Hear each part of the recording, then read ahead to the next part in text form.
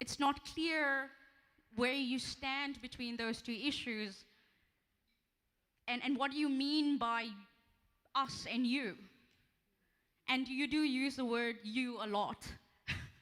So it's interesting for me, listening to you, where I stand. Where do I stand in this you-ness that you're referring to? What can you do, or what do we do to inspire the people of our country to move forward? We are talking about a brand. There is no us and them here. We are all different. Trying to say that this is Indian and white and black and Chinese and so forth is not helping us move forward. It hasn't helped us. I want to know what our brand is collectively, but what is it? What is our brand moving forward? I say, no, there's no us.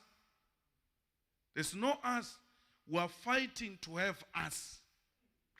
As things stand now, they divided us.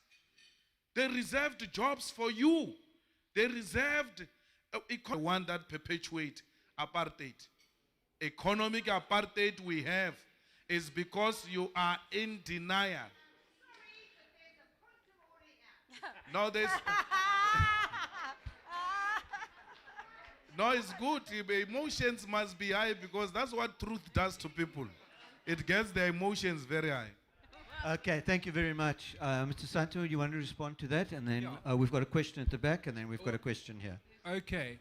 Look, I just want to say, and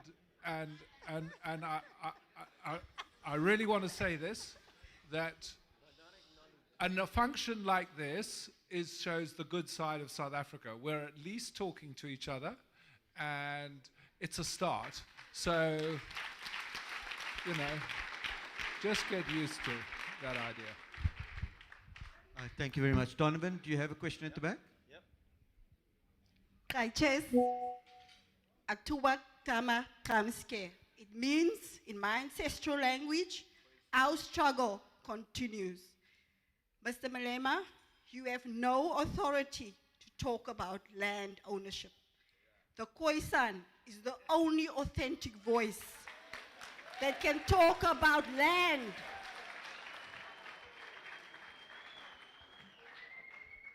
We were the first freedom fighters fighting the colonials when they came here 360 years ago. We were the first people of this nation. We were the first people of Southern Africa. And today we still face oppression. This country's history did not start in 1910 when the ANC was established, nor did it start in 1994 when you went to a democratic dispensation. We lived here, and you, your ancestors, and the white ancestors found us here. So we can only talk about land ownership as you found us here. The indigenous people of South Africa and Southern Africa needs to be restored. That was taken from them by the invaders. I thank you.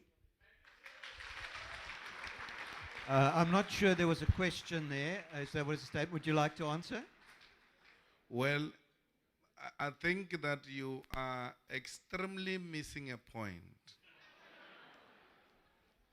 Me and you are Africans. And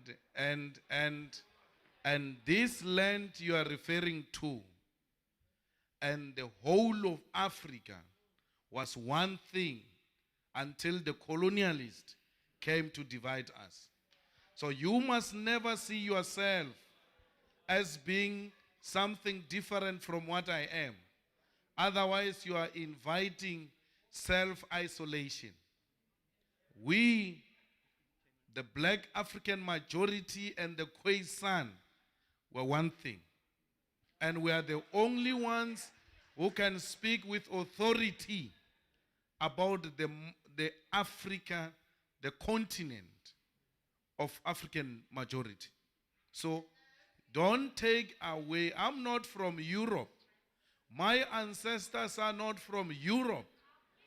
This Africa belongs to Africans, and that's what the Khoisan are. Don't isolate yourself, my sister. This solidarity will help us to defeat colonialist and apartheid legacy. Thank you very much. We've just got time for 2 more questions. I'm taking 1 question here and 1 question down there. Good evening, ladies and gentlemen. My name is Visa Kabaka. I've just got 2 quick questions from the CIC and Mr. Santa. First of all, Mr. Santa, I just want to fundamentally disagree with you around the ability of South Africans to start businesses. You made a couple of examples. And what I'm going to premise my question around is the whole point around economic infrastructure investment in townships in South Africa and the lack thereof in the last 20 odd years in South Africa. So I just want to ask you, what is your take around the inability of the current ruling party to invest in economic infrastructure to enable and unlock? Because again, poverty in South Africa sits in the townships of this country, and yet that's where we're not creating infrastructure for economic enablement. For the CIC, I just want to say that those who feel it know it in Cape Town. So I do agree with you around some of the sentiments you've already made, but specifically to ask you to comment around 3 core areas that you have not specifically spoken to. One is the economic CODESA that Mr. Santa speaks of. Your take on the economic CODESA in the context of what you've spoken about today around those who are enabled and who've had centuries old of enablement in the context of economic CODESA, the National Development Plan, and the context of what the EFF speaks to around the National Economic Development Plan, and lastly, the fictitious black middle class that we all speak about, that is again fundamentally funded through state-owned infrastructure, whether it's government agencies, it's government companies, or it's government itself, that's creating this fictitious black middle class. I want to hear your comments around that. Thank you very much.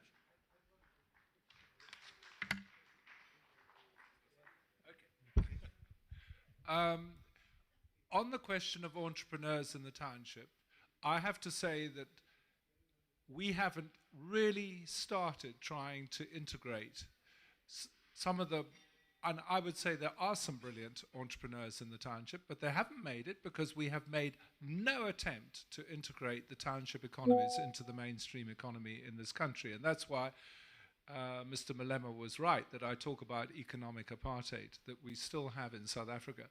And we've got to break down those barriers because this is daily life. As I said, you vote every 5 years, but you live life daily in the economy, and we haven't done anything. And you're quite right. We haven't got the economic infrastructure, and it is, I don't know why. I'm not sure that it's lack of passion about what entrepreneurs can do. Because, as I said, if you look around the world, the people who change your lives are the ones that come up with new products, which, because of technology or whatever, assist us in living better. And I just want to make it so much easier so that those people, and there are plenty in South Africa, can actually have the confidence as well as the financial support and, of course, the open market, and not actually be dominated by big businesses trying to make their prices cheaper and put them out of business. That's why I'm talking about an economic CODESA, because we simply can't go on like this because we are one of the most unequal societies in the world. And yeah, I don't think we've even started in terms of creating the proper economic infrastructure in the townships for entrepreneurs that can do business everywhere in South Africa. Thanks. I think we are in agreement about the economic CODESA. We needed to discuss about the land and how that land can be transferred to all. We needed to also discuss the worker share schemes. We need the economic CODESA to also deal with localization. Lot of chain stores in the country do not even buy local products. I mean, textile industry used to be something very big, especially here in Cape Town. But it's no longer that big because it has been undermined by cheap products which are brought into the country and sold by some of these chain stores. So how do we buy locally? How do we protect the local industries? And also, we need to discuss, Mr. Santa, about the minimum wage so that we close the wage gap, the apartheid wage gap, the minimum wage, and whether indeed through such intervention we will be in a position to help grow the economy.